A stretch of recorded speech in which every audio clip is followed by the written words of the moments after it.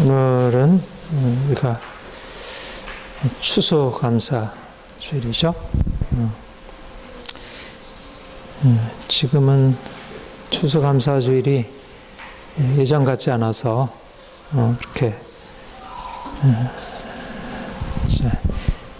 이미 우리가 농사 짓고 추수하고 하는 것과 너무 많이 거리가 떨어진 것도 있고, 그래서 어떻든 이전처럼 그렇게 드리는 건 아니지만, 그래도 우리가 사실 이 감사라는 것은 우리 하나님과의 관계에 있어서 너무 자연스러운 우리의 반응이고, 또 너무 중요하고 귀하다고 생각을 해요. 사실 하나님 없는 사람들에게 이 감사할 대상이 사실은 별로 없잖아요. 물론 이제 뭐 부모님도 있고, 남편도 있고, 아내도 있고, 또 주위의 친구들도 있고, 도와준 사람들도 있고. 그렇지만 그 온전한 감사를 드리기가 잘 쉽지 않잖아요. 그렇죠? 오히려 감사보다 원망, 불평 이런 게 더 많은데, 우리가 하나님을 알면서 우리 인생의 모든 것들이 하나님께로부터 왔고, 그래서 또 그 하나님이 우리 인생을 위해서 너무나 귀하고 놀라운 일을 행하셨다는 사실을 우리가 깨닫고, 또 실제적인 삶에서 그것을 느끼게 되면 우리 안에 일어나는 그 감사가 사실은 우리의 삶을 엄청나게 이렇게 이제 건강하게 이렇게 세워줘. 감사하는 사람과 원망 불평하는 사람은 기본적으로 이 인생에 대해서 바라보는 생각이 다르잖아요.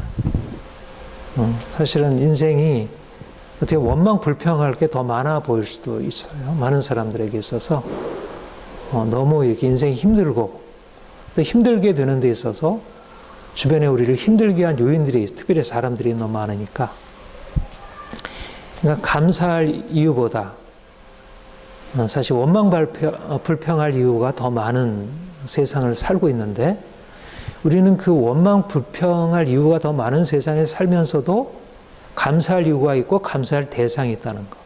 사실 사람들만 생각하면 뭐 부모님 감사하지, 그러나 이건 마음에 안 들어, 이런 면에서 내가 서운해, 뭐 남편 감사하지, 그런 얘기 문제야. 그런데 사실 우리가 물론 이제 우리 인생의 모든 것들이 하나님께로부터 왔다는 것을 생각하면, 인생의 고통, 내가 알 수 없는, 이해할 수 없는 여러 가지 삶의 많은 문제들을 생각하면 하나님께 대해서도 원망이 생길 수 있죠. 하나님 왜 나만 이렇게 특별히 고난을 주시고 나만 이렇게 힘들게 하시나요? 우리가 하나님께 원망도 할 수 있지만, 그러나 우리가 말씀을 통해서 더 알게 되고 더 신앙이 깊어갈수록 깨닫게 되는 것은, 우리가 원망하는 것조차도 사실은 하나님이 우리를 위해서 행하시는 것이라는 사실을 더 깨닫게 되잖아요. 신앙의 깊이가, 그러니까 원망 불평해야 할 삶의 조건들이 오히려 우리는 이게 감사할 것이구나. 이제 그러니까는 감사라고 하는 것은 신앙의 성숙이 자연스럽게 나타나는 이제 그런 모습이다 할 수 있고요. 그러니까 전에 원망 불평하면서 할 때는 원망 불평하는 내가 너무 당연했어요. 그렇죠? 저쪽에 원인이 있었으니까 원망 불평하지 않는 게 이상하지. 저쪽을 탓하고. 근데 우리가 주님을 알게 되면서 원망 불평이 일어나지만, 아니지, 내가 이게 원망 불평 아닌데 왜 나 아직도 이 수준밖에 안 되나. 그러니까 기본적으로 감사라고 하는 것이 우리의 삶의 정상적이고 건강한 반응이라는 사실을 깨닫게 되면서, 우리가 감사하는 쪽으로 인생을, 물론 억지로 막 이제 이렇게 하는 것은 문제가 있어도, 원망 불평하는 것은 인생에 아직도 성숙하지 못한 것이고, 믿음의 온전한 모습이 아니야. 내가 좀 더 감사해야지. 그러면서 감사할 것들을 찾게 되고, 또 그동안에 원망 불평했던 것들 속에서도 내가 병들게 되고 사람들로부터 오해받고 비난받고 인생이 여러 가지 잘 안 풀리고 이런 삶의 조건 속에서도 오히려 그걸 통해서 하나님이 내 안에 이루어 가시는 이제 내 안의 내적인 변화들, 더 인격이 성숙하고 더 겸손해지고 더 인내할 수 있게 되고 또 다른 사람을 이렇게 받아들일 수 있는, 그러니까 우리는 범사에 감사라고 하는 게 명령이기도 하지만 단지 명령이 아니라 하나님을 알아갈수록 자연스러운, 맞아, 이 정말 감사할 수밖에 없어. 그러니까 얼마나 귀한 일이에요. 사실 우리가 인생에 이제 이 고난이라는 게 늘 다가오잖아요. 지금 이제 코로나로 인해서 사람들이 굉장히 두려워하고 힘들어하고 이것도 원망 불평해야 할 일이고, 이제 그런데 그 안에서도 하나님 바라보면 이제 하나님이 이 모든 상황, 내 개인이나 우리 공동체에게 주어진 모든 상황 안에서 일하고 계시다는 거, 감사할 수밖에 없죠. 그러니까 인생을 감사로 살아가는 사람과 원망 불평으로 살아가는 사람이 같을 수가 없잖아요. 감사로 살면 더 감사할 일이 더 많아지고, 이제 우리의 삶이 실질적으로 이제 놀라운 변화로 나아갈 수 있다는 거. 올 한 해 돌아보면 진짜 너무 많이 감사하게 돼요. 여러분도 그렇죠? 올 한 해 돌아보면 진짜 하나님이 우리 인생 안에 행하신 일들이 얼마나 많은지, 개인적으로, 우리 가정적으로, 교회적으로 행하신 일들이 너무 많다 이렇게 여겨지고, 또 우리 사회도 뭐 여전히 많은 문제가 있고 갈등이 있고 뭐 정치 상황 뭐 이런 것들이 그렇긴 해도 또 그 안에서도 또 하나님이 행하시고 있는 것들이 분명히 있다고 생각을 하고요. 그러니까 올해는 특별히 이제 코로나로 인해서 이제 뭐 우리나라며 전 세계가 이제 고통 가운데 있는데, 사실 그 가운데서도 이제 우리가 하나님이 살아계시고 하나님이 모든 상황을 주관하신다는 사실을 알게 될 때, 이제 하나님을 신뢰함으로 또 우리의 미래를 하나님께 맡겨드릴 수 있고 또 감사할 수 있다 생각합니다. 오늘은 이제 우리가 자유에 대해서 특별히 우리 자신의 자유만이 아니라 우리의 자유를 위해서 어떻게 하나님이 관심을 가지시고 우리를 지지해 주시는지 하는 것에 대해서 한번 살펴보려고 해요. 저는 사실은 뭐 그리스도인들마다 그 하나님을 믿는 그 믿음의 의미가 다 다르다고 보여져요. 예를 들면 이제 순복음교회 조영기 목사님 같은 경우에는 삼박자 구원, 예수를 믿으면 우리가 이제 육체가 건강하고 또 물질적으로 부욕해 되고 우리가 천국의 영원한 생명을 누리게 되고, 이 땅에서도 뭐 하나님의 은혜를 받아서 삶이 평안하고 부유해지고 또 하늘나라의 영원한 생명을 얻게 된다. 이게 이제 하나님이 주신, 그분에게 주신 메시지예요. 그래서 이제 그게 많은 성도들에게 큰 영향을 미치고요. 그리고 뭐 유기성 목사님, 예수님과 동행하는 삶, 예수님과 날마다 동행하면서 어떻게 이제 살아. 그러니까 각자마다 이제 하나님이 주시는 은혜가 있는데, 저는 예수님과 죽고 예수님과 다시 사는 삶을 통해서 우리의 삶에 일어나는 놀라운 변화들 것인데, 근데 그 변화의 가장 핵심을 저는 자유로 이렇게 하나님이 내게 깨닫게 하시고 또 삶에서 경험하게 하시고 추구하게 하시고 그리고 점점 야, 하나님이 나에게 이런 일을 하시고 계시네, 그런 거를 더 분명히 보게 하시고, 그래서 아마도 저의 그 가장 큰 관심을 얘기하라고 하면, 내가 영적인 차원에서 얘기를 하면 예수님과 함께 죽고 다시 사는 것입니다. 이제 그런 복음의 의미로 말할 수 있고, 보다 그걸 실질적으로 나타나는 증거로 말하자면 자유로워지는 것입니다. 예수님 안에서. 당신이 예수님을 믿었을 때 당신에게 일어나는 변화가 뭡니까? 그랬으면 나는 자유라고 생각합니다. 많은 것들이 있지만. 그래서 저는 더 자유로워졌으면 좋겠어요. 여러분은 어때요? 많이 자유로워하신가요? 많이 자유롭고 또 자유로워지나요? 더 자유로워졌으면 좋겠어요. 네, 그리고 우리 가족들, 우리 친구들, 우리 이웃들이 더 자유로워졌으면 좋겠어요. 우리 사회가 좀 그렇게 됐으면 좋겠어요.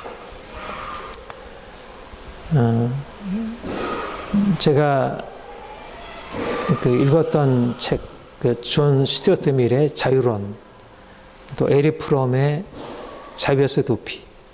예. 오늘도 제가 유시민 작가 있잖아요. 그 작가가 알릴레오 거기에서 자유론에 대한 이제 그걸 가지고 이렇게 이제 톡쇼를 하는 거를 내가 이제 들었는데,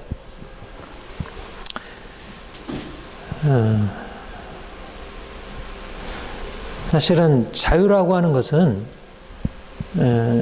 특별히 현대인들에게 이게 서구적인 가치잖아요. 사실 우리 동양은 그렇게 크게 뭐 자유라고 하는 개념도 우리는 별로 알지 못하고, 이게 서구 문명이 들어오면서 우리에게 주어진 게 자유라는 거예요. 자유의 권리. 이제 이게 이제 주어졌고,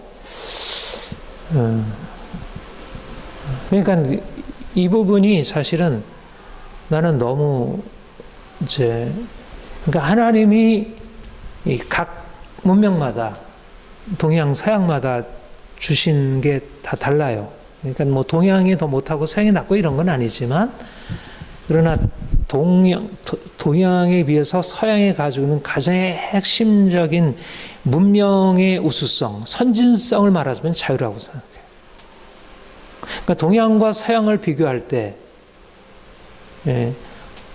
동양이 후진적이라고 하는 것이 나타나는 것이 바로 자유롭지 못하다는 거예요. 특별히 개인이 자유롭지 못한 거죠. 이건 뭐 다 느끼는 거잖아요. 그렇죠? 우리는 여기서 살고 있으니까 뭐 별로 그렇게 큰 차이를 느끼지 않는데, 사실은 서양에 가서 보면, 뭐 직접 거기서 살아보면 더 그렇게 느낄 것이고, 또 우리가 간접적으로 요즘엔 뭐 너무나 많은 이제 그런 이제 통신이 발달해서 이제 우리가 그걸 보기도, 뭐 책을 통해서도 보게 되고. 그러니까 자유론이라든지 자유에서 도피, 이게 동양인이 자기 문화권 속에서 쓸 수 있는 내용이 아니잖아요. 이거는 전적으로 사실 서구적인 가치예요. 근데 이게 받아들여지고 이게 어려서부터 그게 교육이 되고요. 그러니까 이미 우리는 사실 동양권에서 살아고 있지만 문화적으로는 서구적인 영향이, 강력한 영향이 들어오고 있죠. 근데 사실 우리는 사실 어려서부터 부모로부터 우리가 받은 어려서부터의 내면화된 우리 안에는 우리의 자유를 주장하고 자유롭게 살아가는 것보다 어른이 시키는 대로, 부모가 요구하는 대로, 다른 사람이 생각하고 하는 대로 그냥 따라가는 게 너무나 당연한 것이었어. 학교에서 배우고, 이게 뭐 책에서 듣고, 또 뭐 TV, 뭐 영화, 뭐 소설 이런 것에서 보고 이게 나은 것이라고 생각하는 거는 그게 아닌 거예요. 그렇게 부모가 하라는 대로 시켜서 하라는 대로 결혼하고, 부모가 하라는 대로 공부하고, 부모가 하라는 대로 뭐 직업을 선택하고, 사회가 요구하는 대로 따라가고, 이게 뭔가 제대로 된 인생이 아닌 거예요. 그런 걸 알게 돼요. 그러니까 이게 갭이 커지는 거예요, 점점. 이게 오늘날 이제 세대 차이라는 게 바로 그거잖아요. 부모들은 이렇게 해야 돼. 굉장히 내면화되어 있죠. 당연히 해야 한다. 할 거 따라해야 한다. 이런 게 내면화되어 있는데, 어린아이들, 젊은 세대들은 뭐 그런 것을 완전히 부정하지는 않아도 왜 꼭 그렇게 해야 돼요? 내가 하고 싶은 대로 하면 안 돼요? 왜 엄마 마음대로 해요? 왜 아빠가 나한테 그런 걸 요구하세요? 왜 사회는 나한테 이런 거를 강요해요? 나 그렇게 안 할래요. 그래서 뭐 헌법이 보장하는 자유, 뭐 표현의 자유, 뭐 이런 거 하면서 이제 그러니까 점점 이제 갈등이 많아지게 되죠. 부부 간에도 다툼이 많아지게 되고, 갈등이 많아지게 되고, 부모 자녀 간에 그렇고, 사회 간에. 근데 이 갈등이 많아지는데도 이게 나쁘냐 좋으냐 그랬을 때 완전히 나쁘다고 생각을 안 하는 거예요. 왜냐하면 그 갈등을 통해서 내가 더 자유로워질 수 있으니까. 그러니까 이 양면성이 다 있죠. 결국 자유를 주장하다 보면 다른 사람의 자유를 해하기도 하고 공동체의 하나됨이 깨지고 조화가 깨지고 가정이 사실 뭐 아내가 그전처럼 남편에게 그냥 복종하고 따라가면 가정이 평화로울 수 있잖아요. 조화를 이룰 수 있는데 남편이 아내가 자기를 주장해야 돼. 응? 남편에 대해서 막 한 거에 이렇게 되다가 이제 뭐 나중에 또 이혼하게 되고 자녀들은 상처받게 되고 또 자녀들이 자기를 주장하면서 이제 옛날에는 엄마 아빠가 시키는 대로 그대로 따라했는데 지금은 따라하질 않아. 응? 왜 내 마음대로 내가 하고 싶은 거 왜 하도록 왜 나를 내려버리지 않고 왜 엄마의 틀 속에서 자꾸 나를 가두려고 해. 나는 로봇가 아니에요. 나는 꽁토아씨가 아니에요. 나는 내 마음대로 할 권리가 있어요. 나는 이거 먹을래요. 내가 이거 할래요. 나는 이거 안 할래요. 그러니까 사실은 부모 자녀 간에 갈등이 생기고 이제 가정이 행복하지만 스위트홈이 되지 않는 거예요. 전보다 훨씬 더. 그러면 이건 나쁘다고 생각을 해야 할 수 있는데 이거를 과연 그 가정의 질서, 조화, 행복을 위해서 각 개인들이 그냥 그전처럼 옛날 방식으로 살아야 되느냐. 또 그건 아닌 것 같잖아요. 그러니까 이게 참 우리 사회가 아이들이 불행하고 고통스러운 게 사실 옛날의 가치도 그냥 받아들여야 하고 또 오늘날의 이제 새로운 어떤 사고적인 것도 받아들여야 하니까 참 힘든 것입니다.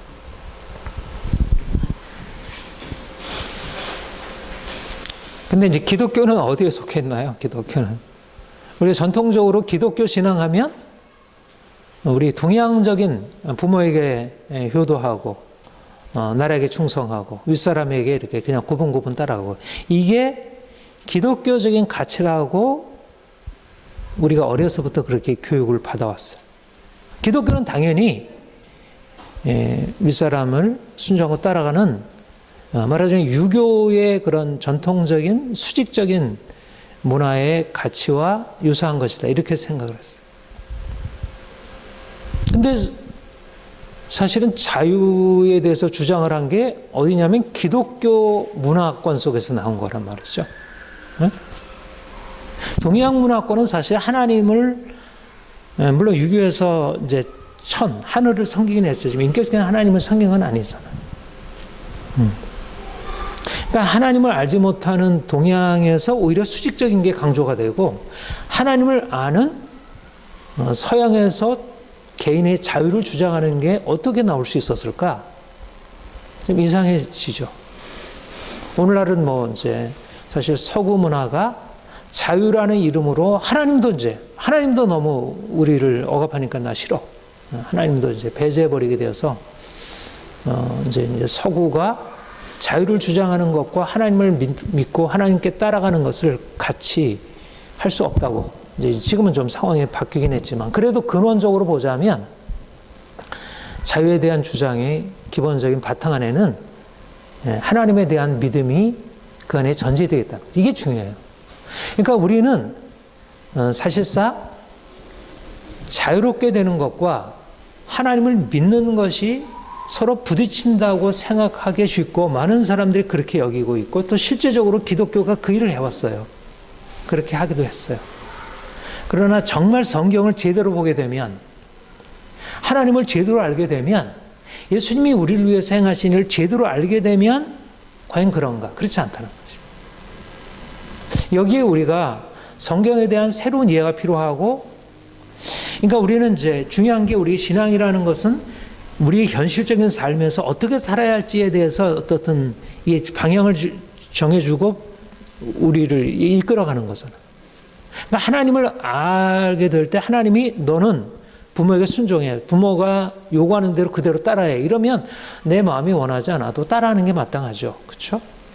또 하나님이 말씀하실 때 아니야. 네가 부모의 말을 이럴 때는 따라서는 안 돼. 그럴 때 오히려 네가 항거하고 너를 주장을 해. 이럴 때는 그 말씀을 그렇게 또 따라요. 그러니까 하나님을 어떻게 이해하느냐에 따라서 우리가 하나님을 믿는 것이 우리의 구체적인 삶에서 반영되는 모습이 다른 거예요. 그러니까 우리가 가지고 있는 우리의 신앙 속에서 하나님을 어떻게 알고 있는가, 하나님은 우리에게 원하시는 뜻이 무엇인가를 생각할 때 우리가 가지고 있는 많은 통념, 오해, 그게 하나님은 우리의 자유를 그렇게 크게 기뻐하지 않으신다는 오해. 그게 오해라는 거예요. 그건 잘못된 믿음이라는 거죠. 하나님의 관심은 우리를 자유롭게 하는 거라는 거예요. 그러니까 세상의 정치와 세상의 법과 세상의 문화와 사람들의 내면 안에 있는 것이 자유에 대한 것은 아주 그 본성이잖아요. 그렇죠? 어린 아이 때부터 내가 할래. 나 그거 안 할래. 엄마 나 싫어. 안 하겠어. 아이들이 그렇게 자기 자유를 주장하잖아요. 근데 사실은 부모가 어린아이한테 너 그러면 안 돼. 네가 하고 싶은 대로 하는 거 아니야. 너 그러면 엄마한테 맞아. 이렇게 해서 아이가 하려고 하는 것을 가능한 한 제한하고 통제하려고 하는 게 엄마의 교육의 방식이고 또 아빠도 또 아빠의 방식으로 그렇게 하고. 그러니까 어린아이가 어려서부터 자기가 자유롭게 되려고 하는 것을 이렇게 인정받고 허락받고 그런 방식으로 살아가기보다는 가능한 한 그것을 제한해서 자신의 자유를 최소한 누리고 다른 사람과 맞춰가는 쪽에다 포커스를 맞추게 되는 거예요. 근데 하나님은 그런 분이 아니라는 것입니다. 만약 그 하나님이 그런 분이시라면 하나님 믿는 게 굉장히 불행한 거예요. 우리는. 그러니까 우리가 가지고 있는 자연스러운 자유롭게 되라고 하는 본성과 하나님을 믿어서 우리의 본성을 억압해야 되는 것 사이에 모순이 생기는 거예요. 물론 우리가 거슬러 가야 할 본성이 있죠. 우리의 욕망을 따라서 살아가는 건 거슬러 가야 돼요. 우리의 잘못된 욕망. 그리고 우리의 이기심에 따라서 살아가는 것은 거슬러 가야 돼요. 그러나 잘못된 욕망과 이기심이 우리의 자유와 반드시 일치하는 건 아닌 거예요. 물론 우리의 자유가 잘못된 욕망으로 발산할 수 있고 또 이기심으로 이기주의로 나갈 수 있지만 그러나 자유라고 하는 것은 지극히 합당한 건강한 본성인 거예요. 만약 이기심을 이게 제한한다고 해서 또 잘못된 욕망을 제한한다고 해서 자유까지도 빼앗게 되면 이거는 그야말로 사람을 죽이고 이거는 엄청난 폭력인 거예요. 그러니까 수많은 일에 있어서 부모가 자녀를 양육하는 데 있어서 자녀들 안에 있는 이기심을 그거를 통제한다고 해서 자유를 빼앗고 그들 안에 있는 잘못된 욕심을 통제한다고 해서 자유를 빼앗는 것은 자녀들에게 엄청난 폭력을 행하는 거예요. 그러니까 사실은 어려서부터 부모 가장 사랑하는 엄마가 자녀들에게 알지 못하는 사이에 그 삶에 가지고 있는 건강한 삶의 본성들을 빼앗는 경우들이 너무 많다는 것입니다. 그래가지고 이제 아빠는 또 아빠의 방식으로 또 학교에 가면 이제 선생님이 이 사회의 온갖 틀을 가지고 요구하고 그래서 그것대로 하지 않으면 야단 맞고 벌 받고 그래서 내면에 뭔가 내가 자유롭게 내 인생을 살아가려고 하는 것에 대해서 그걸 가지고 살아가면 인생이 점점 힘들어지는 거예요. 그러니까 결국 사람한테 맞춰가지고 살아가야 결국 인생이 그나마 어느 정도 내가 편하게 살 수 있는. 그러니까 행복은 오히려 자유를 오히려 억제해야 되고 그거를 자유롭게 행사해서는 안 된다는 게 굉장히 깊은 고정관념 안에 들어있어요.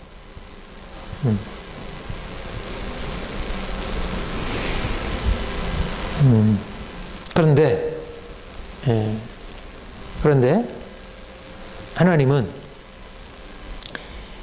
하나님이 이스라엘 백성, 하나님이 처음으로 자기 자신이 어떤 하나님이신지, 어떤 분이신지를 나타내신 게 어디죠? 가장 역사적인, 가장 중요한 사건이 뭐냐면 출애굽 사건이죠. 출애굽이 뭐예요?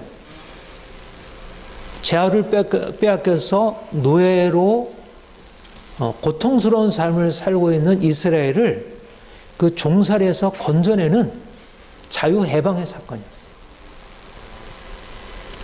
그게 하나님이시라는 거예요. 자유케 하신 하나님. 그러니까 이스라엘 백성들이 그 400년 동안에 그 바로의 압제 아래서 그 람셋 그 성을 건축하고 그냥 그 엄청난 그냥 노예처럼 옛날에 그 우리 이제 저는 그 이스라엘 성지 여행 다녀오면서 거기 그 피라미드도 다녔는데 그 피라미드 알잖아요. 그 아주 굉장히 엄청난 그런 건축물이죠. 그런데 이제 그것이 엄청난 어떤 인류의 문화재이면서도 그 안에 노예들의 엄청난 그 희생과 그 고역이 그 안에 마침 이스라엘 백성들이 그와 같은 건축물을 위해서 고통을 당합니다. 그래서 이제 이스라엘 백성들이 거기서 하나님께 부르짖잖아요. 하나님 도대체 우리 조상들의 약속을 줬던 그 약속이 어디 가서 우리는 이렇게 고통을 당하고 있어요. 우리 좀 살려주세요. 하나님 앞에 간절히 부르짖을 때 하나님은 그 호소를 들으신 거예요.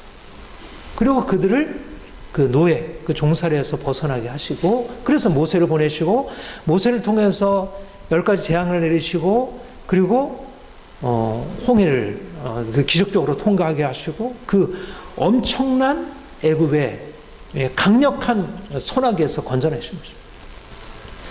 그러니까 출애굽 사건은 하나님의 엄청난 강한 손과 편팔이라고 하나님의 능력도 보이셨지만 그 본질, 그 능력이 나타나는 그 본질은 뭐냐면 종살이 아닌 이스라엘 백성들을 종살이에서 건지시려고 하는 자유를 향한 하나님의 관심이에요. 이스라엘 백성들이 그 자유를 빼앗겨서 억압당하는 그 고통스러운 삶에서 그들을 건지시려는 하나님의 사랑, 긍휼. 그래서 율법에서 말씀하는 건 뭐냐? 나는 너희를 사랑하는 자비롭고 노하기를 더디게 하시고 은혜와 긍휼이 풍성한 하나님. 이게 하나님 자신의 계시였어요. 그게 하나님이 율법을 통해서 말씀하시는 것이고 출애굽 사건은 바로 그 하나님의 성품이 역사적으로 드러난 거예요. 그리고 이스라엘 백성들이 계속 율법에서 말씀하는 건 뭐냐면 나는 그 사랑이 하나님이야. 나는 긍휼이야. 물론 하나님은 이스라엘 백성들에게 거듭거듭 심판하시죠. 그들의 죄악에 대해서. 그러나 하나님은 노하기를 더디하시고 은혜와 긍휼이 풍성하신 사랑의 하나님이라는 것. 그 사랑의 목적은 뭐냐면 이스라엘 백성들의 자유인 것입니다. 자유로운 인생. 물론 자유를 위해서는 그들이 하나님 말씀에 순종해야 하는 것이 이제 전제되니까 그 자유가 이스라엘 백성들이 생각했던 그 자유와는 달랐죠. 이스라엘 백성들이 생각하는 것은 그냥 다른 사람이 나를 이렇게 강요하지 않고 거기서 벗어나서 내가 원하는 대로 먹고 마시고 하는 그런 아주 그냥 가장 기본적인 자유라고 생각했는데 하나님이 생각하는 것은 조금 더 깊은 자유였어요. 높은 자유였어요.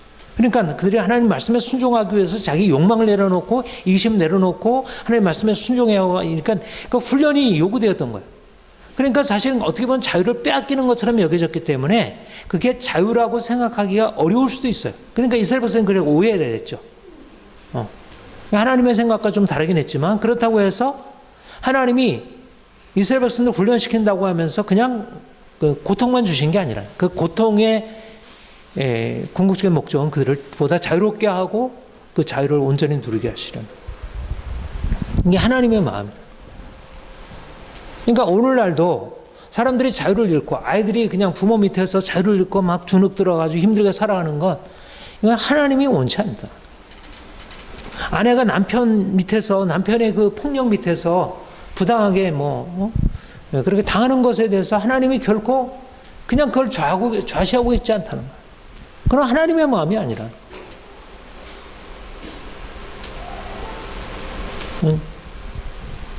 대통령이나 어떤 정부의 관료가 자기 마음대로 해가지고 시민들을 그냥 억압하고 그냥 부당하게 이러저런 부당한 법을 가지고 억제하는 것, 통제하는 것.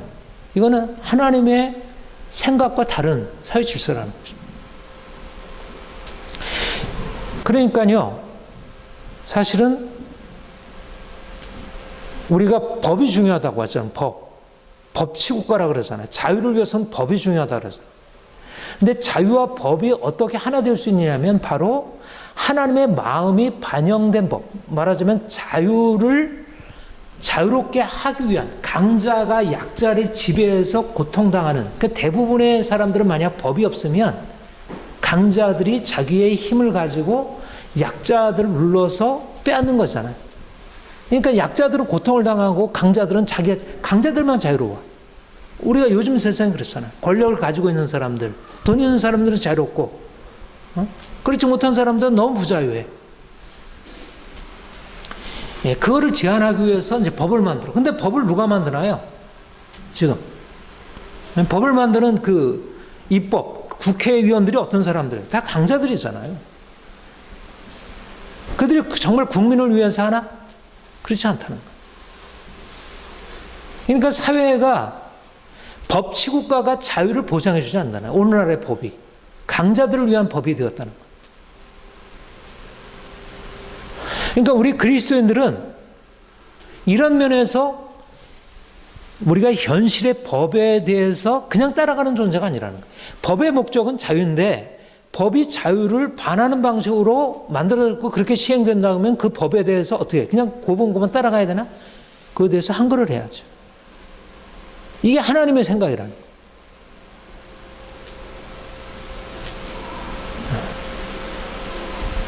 가정의 질서, 부부간의 어떤 관계, 이 모든 것 안에는 기본적으로 자유라고 하는 목적이 반영이 되어야 된다는 것입니다. 특별히 부모가 자녀들을 자유롭게 하는 것, 남편이 아내를 자유롭게 하는 것, 학교의 선생이 학생들을 자유롭게 하는 것, 정부의 대통령이나 국회의원이나 사법부가 시민들을 자유롭게 하는 것, 이거는 가장 중요한 책임이에요.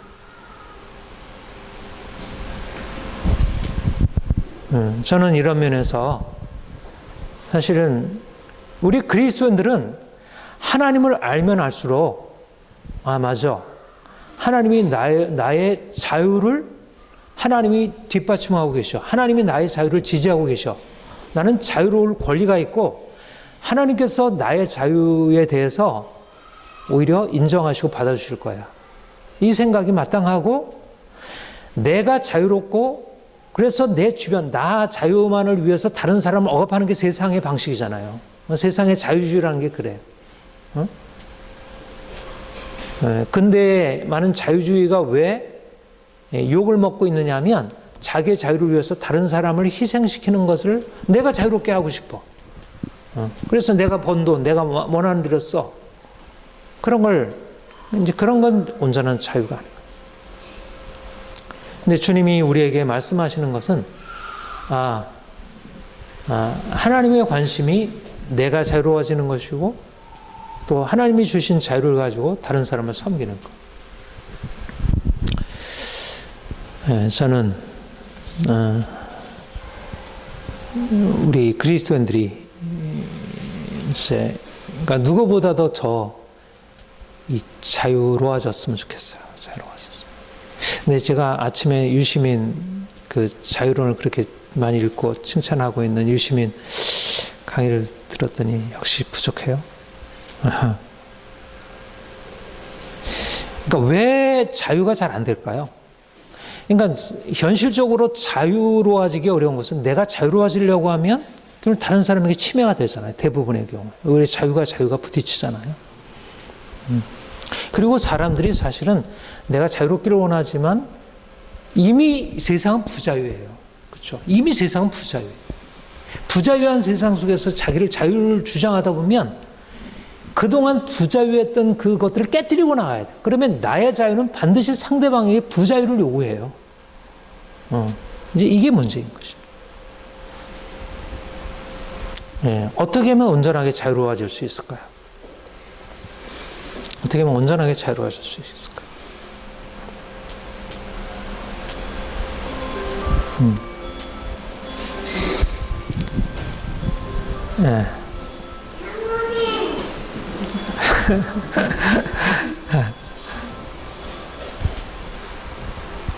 어떻게 하면 온전하게 자유로워질 수 있을까? 저는 자유를 위한 배경이 있어야 되는데, 환경이 있어야 하는데, 이게 사랑과 지지라고 생각합니다. 그러니까 우리가 세상에서 생각하는, 저도 많이 이제 그렇게 했어요. 이제 자유를 위해서 우리가 투쟁하고 정의를 위해서 싸워야 된다. 이제 상당히 이제 중요하죠. 근데 요즘에 이제 더 깨닫게 되는 것은, 자유의 근원은 사랑이구나. 사랑이 없으면 자유가 불가능하구나. 근데 지금은 자유를 위해서 싸움을 강조하니까 오히려 내가 자유로워지기 위해서 상대방의 자유를 빼앗는 방향으로 되는 거예요. 대부분의 경우. 그러니까 나도 자유로워지고 너도 자유로워져. 남편도 자유로워지고 아내도 자유로워져야 돼. 그러니까 결국은 자유와 자유가 서로 부딪히면서 서로 이제 싸우다 보니까 내 자유를 위해서 희생해야 할 것들이 너무 많아져요. 그렇죠? 근데 아이는 어떻게 자유로워하잖아요? 엄마 아빠가 서로 자기의 자유를 주장하면서 서로 싸우나요? 네. 어때요? 조지현 집사님 어때요? 희성이가 자유를 주장하는데 왜 너만 자유로워? 내가 자유로워야지.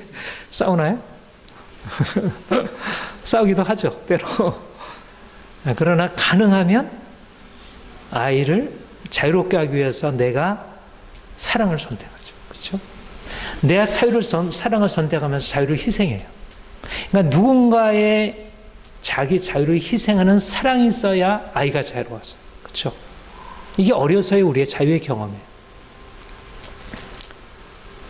여러분, 왜 오늘날 사람들이 자유를 얻기를 그렇게 갈망하는데 왜 안 될까요? 그게 없는 거예요. 다 각기, 누구도 한 사람도 예외 없이 자유롭겠다고, 자유로워지겠다고 가지지 않은, 그 소망을 가지지 않은 사람이 있어요? 한 사람도 없죠, 여러분들 중에. 근데 왜 안 되나요? 아이는 자유로운데 왜 우리 모두는 자유롭지 못하나요? 아이는 확실하게 그 자유를 보장해주는 엄마가 있는 거예요. 근데 여러분들은 그 엄마가 더 이상 없잖아요. 그 나를 그렇게 확실하게, 나의 자유를 확실하게 책임져주는 누군가가 없는 거예요. 내가 다 해야 되는데 내가 자유를 주장하려고 하면 오히려 옆에서 너 왜 네 것만 챙겨? 너 왜 양보하지 않고 왜 너는 그렇게 막 옆에 사람 돌아봐야지. 그래서 결국은 자유의 주장은 있고 자유주의도 있고 헌법에 자유의 권리에 대해서 명시되어 있고 모든 사람이 자유 주장을 하지만 결국 자유를 얻고 나서는 결국 다른 사람을 억압하게 되고 다른 사람을 억압하면서 다른 사람이 왜 나를 억압하느냐 하면 그것에 대해서 막 막고 누르고 그러니까 결국 불행해져요. 결국은 무엇이 부족하냐면 누군가 우리의 자유를 보장할 수 있는 그와 같은 사랑이 없다는 것입니다. 그러니까 사람들에게는 결국은 그래서 왜 우리가 세상 속에서 자유를 기대하기 어렵냐면 세상에는 그런 사랑이 존재하지 않는다. 그런 사랑이 거의 너무 희박하게 부모 자녀 사랑, 특별히 부모 자녀 사랑도 어렸을 때 아주 어렸을 때 부분적으로 경험이 되지 그게 온전하게 경험이 되지 못해요. 그런데 결국 여기에 놀라운 비밀이 있는데 하나님이 우리를 사랑하신다. 그가 우리의 부자유함을 하시고 그가 우리의 부자유하면서 우리를 건지실 능력도 있고 지혜도 있고 그분에게는 그것을 행하시려고 하는 구체적인 계획이 있다는 것입니다. 그러니까 우리가 하나님을 왜 믿어야 하냐? 자유롭기 위해서 믿어야 돼. 그러니까 오늘날 인본주의 이 세상이 자유롭기 위해서 하나님을 거부했어요. 하나님을 믿으면 인생의 자유가 사라져. 이게 완전히 사단의 거짓말이에요. 자유론을 얘기했던 스튜어트 밀도, 자유를 주장했던 마르크스도, 프로이트도 많은 사람들이 나름대로 그 자유에 관한 어떤 중요한 부분적인 진리를 제시했지만 그러나 하나님이 없어야 한다는 쪽으로 결론을 짓고 그런 방향으로 사람들을 가르쳤어요.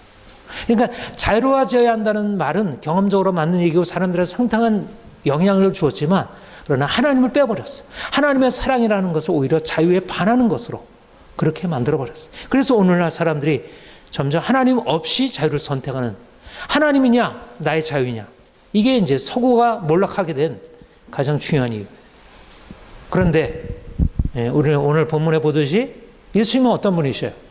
바리새인의 억압적인, 이전에 그들이 가지고 있었던 전통을 가지고 이거 먹으면 안 돼, 이거 먹어야 돼, 이거 하면 안 돼, 이거 이렇게 지켜야 돼. 그래서 손 씻지 않는다고 제자들에 대해서 막 공격하는 것에 예수님이 뭐라고 해요? 그들을 오히려 너희가 하나님의 말씀을 거슬려서 사람의 전통을 지킨다. 하나님의 말씀은 어떤 거예요? 하나님은 자유케 하시는 분이에요. 그렇게 바리새인들처럼 하나님의 이름으로 사람들을 억압하는 그런 하나님이 아니죠. 예수님이 이 땅에 오신 목적은 그런 바리새인의 잘못된 율법주의적인 억압에서 사람들을 자유롭게 해서 그들로 하여금 진정한 행복, 평안함을 누리게 합니다. 그러니까 정말 주님 만난 사람들은 사람을 억압하는 사람일 수 없어요. 예수님 만났다고 했는데 목사님이 성도들을 억압하고 함부로 하고 그렇다고 한다면 그거는 목사님이 제대로 하는 게 아니지. 저는 우리가 주님을 더 알아갈수록 이게 참나 이게 너무 놀라운 거예요.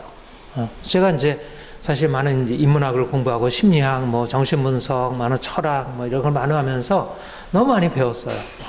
이게 이렇게 자유가 중요하네. 이제 구체적으로 자유가 어떻게 해야 하는지, 여성들의 자유, 약자들의 자유, 뭐 이제 그런 약소업들의 자유, 이제 시민들의 자유, 이제 너무 많이 배웠어요. 그런데 제가 더 깨닫게 되는 것은 진짜 하나님을 믿어야 됩니다. 하나님을 온전히 믿어야 이 사람들이 이렇게 갈망하고 이렇게 파편적으로 발견해낸 자유를 온전히 실현할 수 있구나. 그거를 더 분명히 깨닫게. 정말 예수님이 이 땅에 오셔야 되는 바리새인의 그 억압에서부터 건져주실 분은 예수님밖에 없어요. 여러분들이 성경을 정말 천천히 보세요. 예수님이 행하시는 것과 바리새인과 너무너무 달라요. 바리새인들은 사람들을 이렇게 하지 마라 저렇게 그러면서 사람들을 위해서 행하는 게 없어요. 근데 예수님은 오셔서 사람들의 병 고치지, 귀신 쫓아내주지, 뭐 정말 아무것도 아닌 사람들, 정말 소외되고 아무런 의미가 삶의 의미가 없는 사람들이 예수님을 통해서 인생의 의미를 찾고 자기를 주장할 수 있고 어린아이도 여자들도 이제 정말 세상에서 전혀 인정받지 못한 죄인들, 세리들, 가난한 사람, 이런 사람들이 예수님을 통해서 인생의 그야말로 인생이 인생으로서의 권리를 찾고 자유를 주장할 수 있게 되는 거예요. 그게 바로 민주주의의 기초예요. 민주주의의 기초.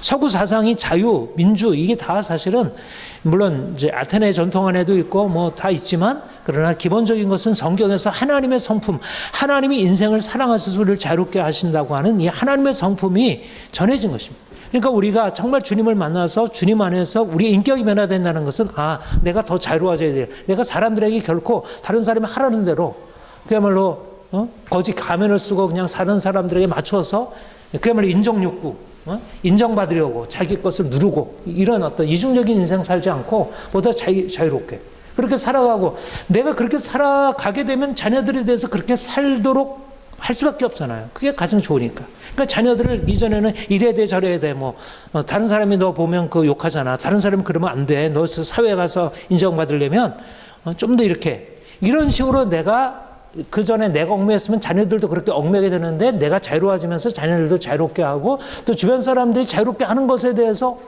그래 좀 나와 다르네 좀 인정하게 되고 그 사람들과 관계가 이제 열리게 되고 그러면 얼마나 인생이 편해지고 이 사회가 정말 조화로운 사회가 그때 제대로 이루어지는 거예요. 왜 사회가 부당해지냐면 자꾸 너무나 강한 율법이 자기들의 기준을 가지고 다른 사람에게 강요하는 거예요. 특별히 강자들이 부모가 자녀들에게, 선생이 학생에게, 목사가 성도들에게, 남편이 아내에게 자기의 기준을 가지고 강요해가지고 그걸 따르지 않으면 화를 내고 이러니까 이 사회가 불행한 거, 고통스러운 거죠. 그러니까 우리가 무엇보다도 그 근원은 사랑이고 그러니까 우리가 하나님의 사랑 더 깊이 경험하고 그래서 내가 자유로워져서 이제는 그 하나님께 받은 사랑 가지고 이제는 나아가서 어떻게 해요? 하나님의 마음 가지고 예수님처럼 이제는 어떻게 하면 사람들을 자유롭게 할까? 이게 이제 우리의 삶의 방식이고 길이고 그게 우리가 세상을 향해서 그야말로 공헌해야 할 그 기시미치로 보면 타자공헌 있잖아. 내가 자유롭게 된 사람만이 진정으로 다른 사람을 위해서 뭔가를 섬길 수 있어. 내가 자유롭지 못한 사람들을 이러면서 사람들을 섬긴다고 하면서 사람들을 억압하잖아요. 이게 이제 사람들의 삶을 개입해가지고 침범해가지고 사람들을 억압하는 거예요. 부모들이 자녀들에게 보통하고 국가가 시민들을 위해서 한다고 하면서 하는 것이 그런 일들이 있잖아요. 그런 면에서 우리가 더 하나님의 사랑 더 깊이 경험해야겠다. 그리고 그 하나님의 사랑 받아서 좀 더 온전히 자유로워져야겠다. 그리고 이제 그 받은 거 가지고 사람들을 좀 더 자유롭게 하는데 열정적으로 나갔어.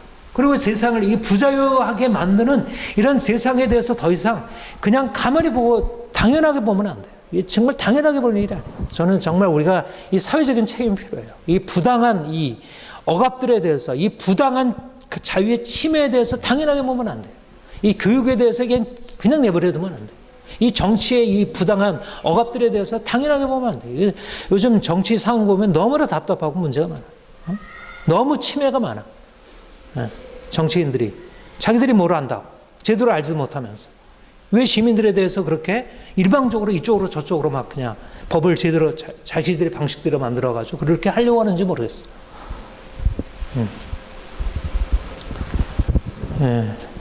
우리가 하나님이 주신 자유를 좀 더 누리고 좀 더 이제 사람들한테 나타나기를 원하고, 특별히 저는 이 가정의 변화가 중요하다고 생각합니다.